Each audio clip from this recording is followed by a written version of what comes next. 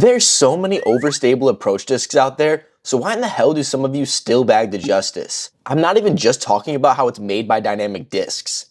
The other day, after putting leagues, my good friend Nate Dogg and I got into an argument about this disc. It escalated to the point he challenged me to a Justice versus Yarn battle. Loser couldn't bag the disc for the entire summer season. For what happens for the loser? They gotta take it out of the bag. I think for the whole summer season. All the summer? I think so. You're crazy. Honestly, that sounded a bit extreme to me, but as much as I tried to weasel out of it, the stipulations were set. We chose the short layout at a local course, and there we were. If you want to watch the full round, check out that video on my other channel, Jefferson Plays Disc Golf. I should explain how we got here in the first place. To start, I do have to admit, I am the yarn guy, as much as I tried to fight it. I mean, when you throw a zone for so long, it's hard to convert to any other disc. However, I did just feel the zone for the first time in a while the other day, and I will say, not as good of a feeling as I remembered. To be fair, I wasn't a lover of the zone at first. Get ready for this. Originally, I threw the AVR X3.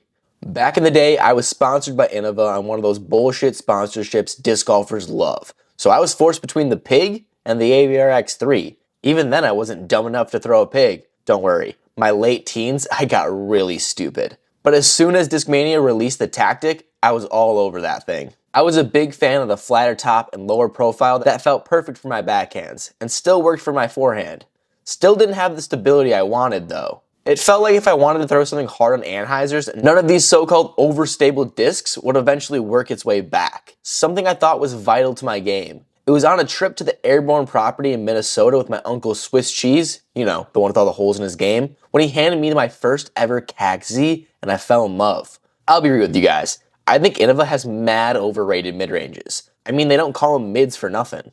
I tried so hard to like them, but everyone felt worse, to the point I was convinced I hated mid-ranges altogether. I did grow out of that phase.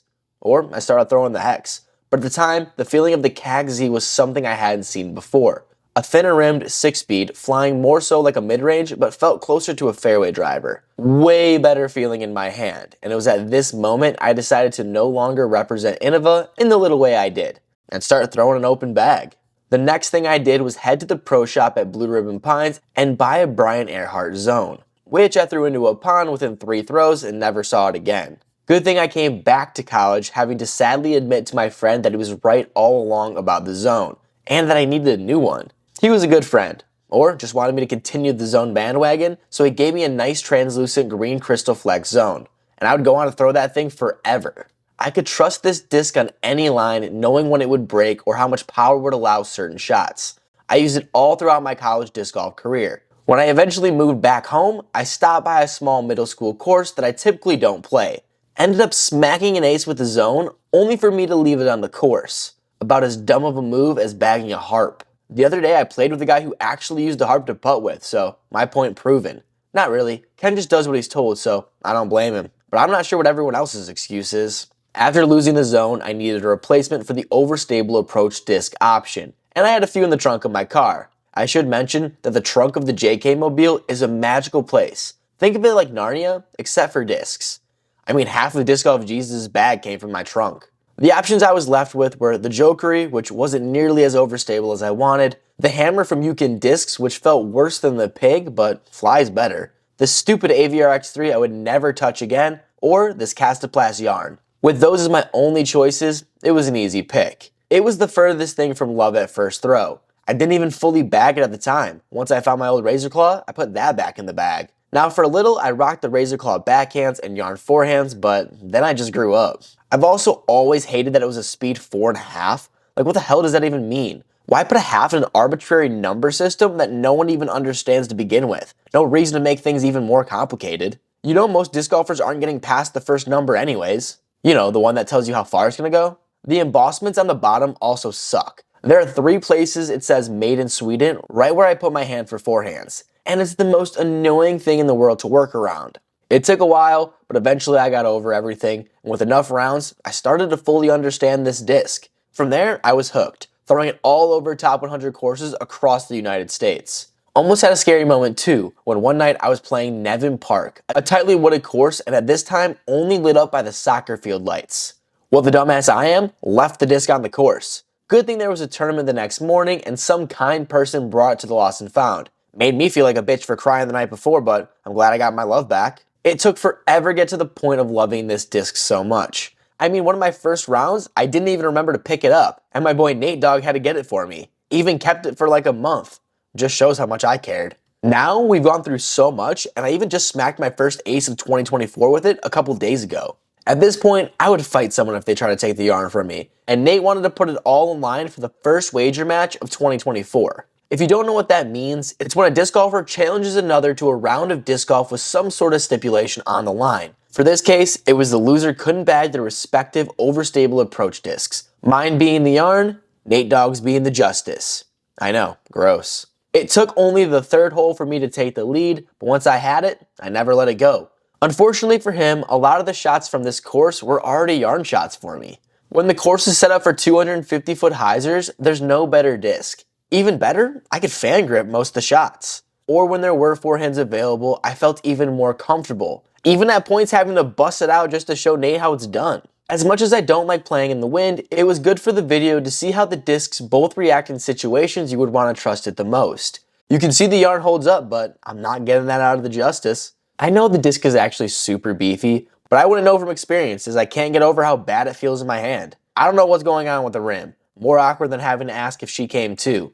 Save yourself the embarrassment. After a 5-stroke deficit going into the back 9 and heading straight into birdie alley, hope was at an all-time low. I was glad to see him picking up the pace. Not for the justice's case, but I don't need you people thinking I'm playing with chumps. Nate Dogg's one of the best putters in the area. He's dangerous on the putting green with his foot taps stronger than any country boy with a guitar or his pre-run run-up for his drives. It's too bad he wanted to use a shitty disc for all 18 holes. That's probably what got him.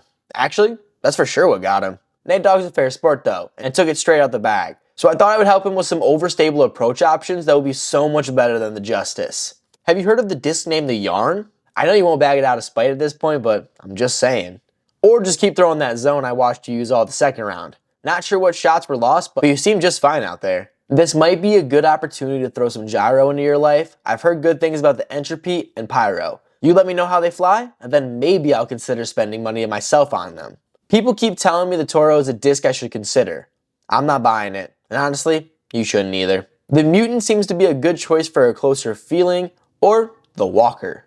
The A3 might be Prodigy's best disc. I know that's not a big accomplishment, but still something. Go play around with Tom, and he'll talk your ear off about the Baobab, trying to convince you to bag that shit. But you really can't get worse than the Justice, so maybe hear him out. I don't know how you feel after that rough fucking you just had, but what about the Horny Toad? Someone's got to be the guy to do it. Maybe this is just the crazy talking, but I was a big fan of the Mint. To me, it's a more stable version of the Tactic, but I know you like crazy beef, so maybe a Zone OS. That was a joke. Please don't actually bag that shit, or I will seriously stop being your friend.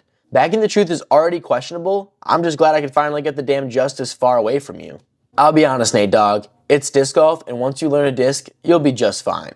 Remember, it's the archer, not the arrow, especially when you're talking about overstable discs. As long as the disc comes back, you'll be just fine. We both know you're just going to be chopping forehands with it anyways. Probably could do the same thing with the splice. I am sorry I had to take your disc away, but you were talking shit. Now go challenge some more people with some wager matches, just don't lose your entire bag in the process. Although you can still afford to lose a couple. Shout out Nate Dogg for the round and letting me record. Unfortunately, his debut to the channel wasn't what he expected, I'm sure. So make sure to drop some comments about which disc he should replace his Justice with, and maybe we'll see a rematch of some sorts down the line. If you want to see that, or just more Nate Dogg on the channel, make sure to drop a like and subscribe. It's the easiest way to support. Oh, and if you want to see what your putting putter says about you, check out the video right here.